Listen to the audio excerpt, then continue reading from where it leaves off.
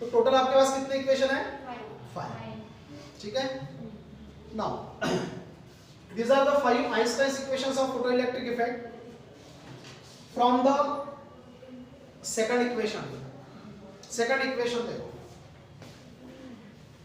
Second equation is W0 is equal to h nu 0.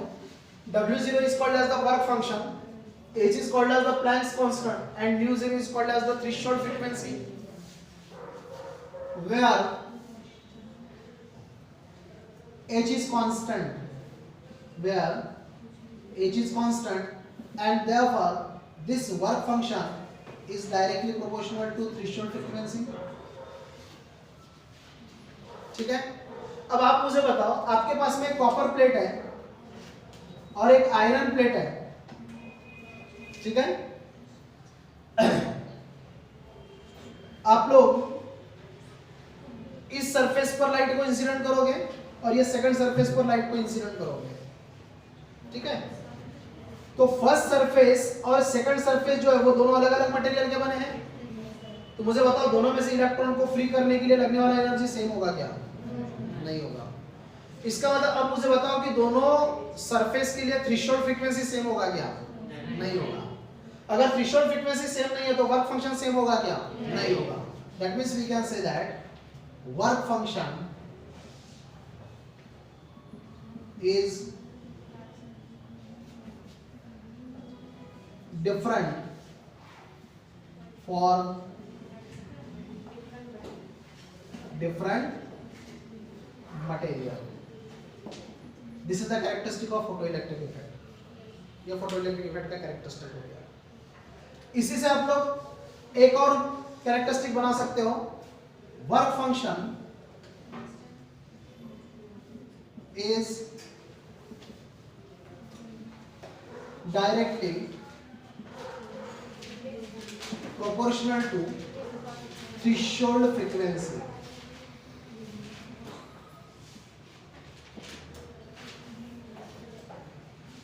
This is also the characteristic of the photoelectric effect. Threshold frequency is different for different material, so work function is different for different material. H is Planck's constant, जिसके कारण W0 is directly proportional to nu 0 मिला. That means work function is directly proportional to the threshold frequency. तो आपका ये equation complete हो गया. ठीक है. Now equation number 3. From equation 3, kinetic energy is equal to S times nu minus nu 0. In this case also H is constant. H constant है.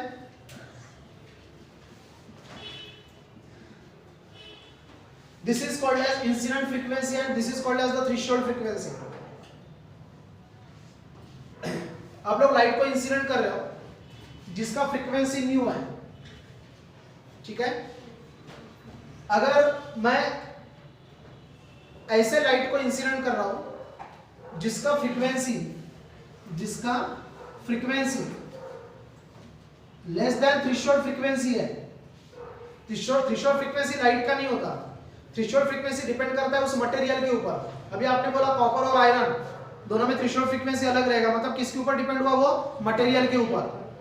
किसी material से इलेक्ट्रॉन जल्दी बाहर निकलेगा तो किसी मटेरियल से इलेक्ट्रॉन थोड़ा लेट बाहर निकलेगा. बराबर है. इसका मतलब हम लोग कह सकते हैं कि थ्रेशोल्ड फ्रीक्वेंसी मटेरियल के अकॉर्डिंग चेंज होता है. अब हम जिस सरफेस के ऊपर लाइट इंसिडेंट कर रहे हैं उसका एक पर्टिकुलर थ्रेशोल्ड फ्रीक्वेंसी है. अगर मैंने उस सरफेस के ऊपर लाइट को इंसिडेंट किया, ऐसे इंसिडेंट मतलब वो जो इंसिडेंट फ्रीक्वेंसी है वो थ्रेशोल्ड फ्रीक्वेंसी से अगर कम है तो आप लोग देखो ये वाला वैल्यू कम हुआ और ये वाला वैल्यू ज्यादा है, क्योंकि आप उस फ्रीक्वेंसी तक पहुंचे ही नहीं जिस फ्रीक्वेंसी से लाइट इमिट होता है, इलेक्ट्रॉन इमिट होता है. उस फ्रीक्वेंसी तक पहुंचे नहीं. इसका मतलब आपने इंसिडेंट किया हुआ फ्रीक्वेंसी कम है और इलेक्ट्रॉन को बाहर निकालने के लिए लगने वाला जो थ्रेशोल्ड फ्रीक्वेंसी है वो ज्यादा है और आप उस फ्रीक्वेंसी तक नहीं पहुंचे तो इलेक्ट्रॉन बाहर निकलेगा क्या? नहीं. आप देखो इक्वेशन के अकॉर्डिंग काइनेटिक एनर्जी क्या होगा. अगर ये कंडीशन है then there is no emission वहां से इलेक्ट्रॉन बाहर नहीं निकलेगा। और इस सब्ट्रैक्शन को अगर सॉल्व करोगे तो ये निगेटिव आएगा, इसका मतलब यहां पर काइनेटिक एनर्जी निगेटिव हो गया, इमिशन भी नहीं होगा, there is no emission of photo electrons and kinetic energy is negative. आप थोड़ा सा फ्रीक्वेंसी और बढ़ा दो। फ्रीक्वेंसी बढ़ाने के बाद में अगर आपने फ्रीक्वेंसी को थ्रेशोल्ड फ्रीक्वेंसी की इक्वल कर दिया, अब आप उस फ्रीक्वेंसी तक पहुंच गए जिस फ्रीक्वेंसी पर इलेक्ट्रॉन इमिट होता है, तो वहां पर इमिशन होगा, there is emission of photo electron, emission होगा, काइनेटिक एनर्जी क्या होगा, जीरो हो जाएगा। पहले काइनेटिक एनर्जी कैसा था, निगेटिव, अब काइनेटिक एनर्जी क्या हुआ, जीरो। बताओ काइनेटिक एनर्जी बढ़ रहा है कि कम हो रहा है, बढ़ रहा है। ना फ्रीक्वेंसी को और थोड़ा सा बढ़ा दो।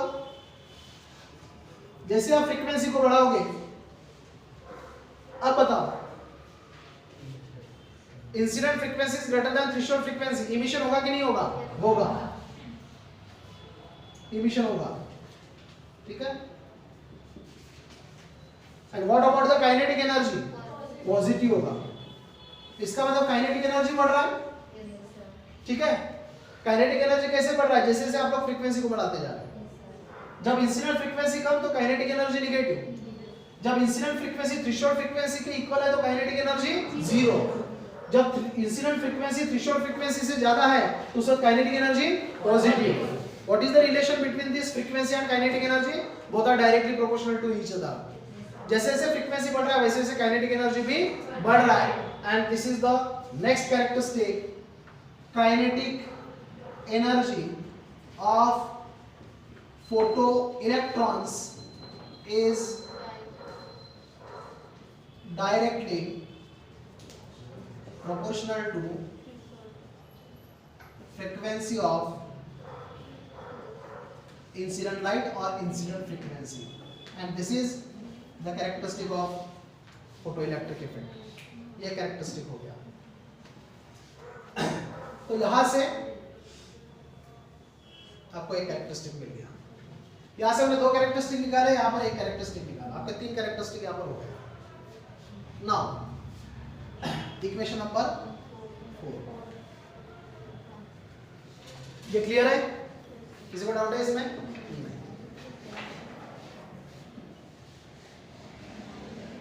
नाउ फ्रॉम इक्वेशन 4, इस इक्वेशन को देखो, maximum kinetic energy, maximum kinetic energy is E into क्या रहेगा, Vs। In this case E is the electronic charge and it is the constant. Electronic charge constant होता है, लेकिन स्टॉपिंग पोटेंशियल कांस्टेंट नहीं होगा, क्योंकि इलेक्ट्रॉन का काइनेटिक एनर्जी कितना है उसके हिसाब से स्टॉपिंग पोटेंशियल अप्लाई करना पड़ेगा। So kinetic energy maximum is directly proportional to stopping potential.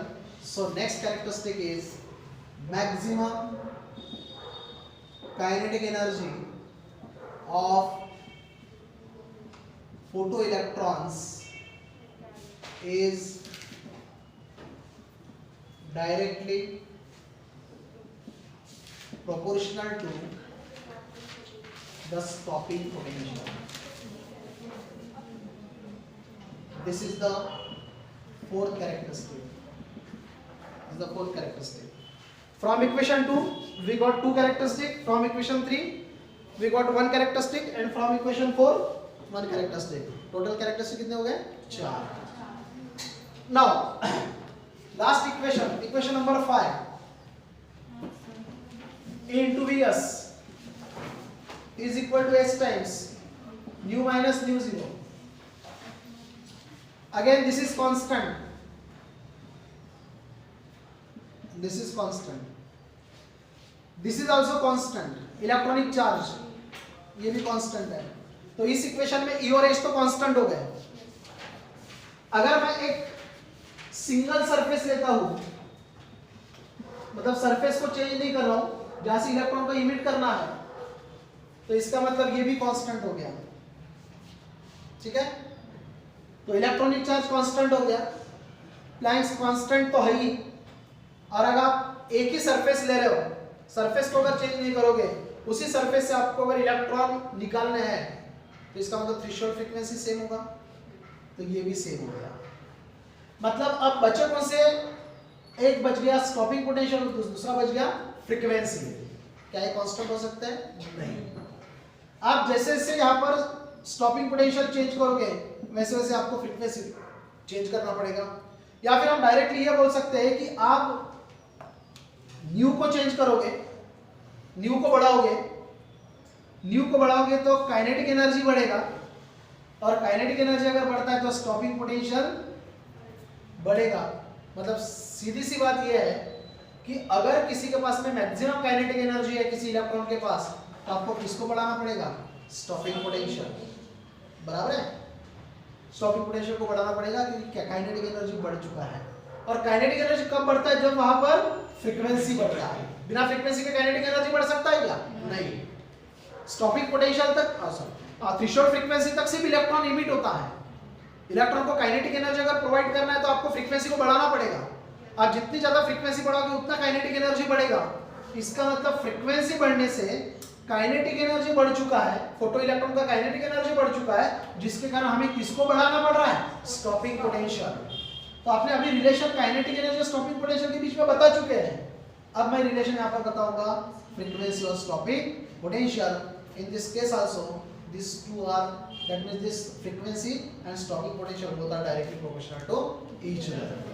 So this stopping potential is directly proportional to threshold frequency.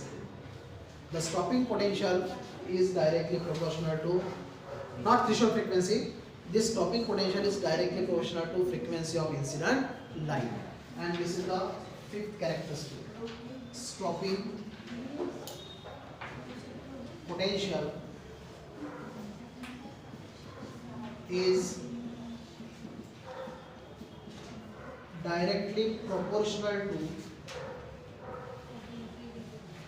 frequency of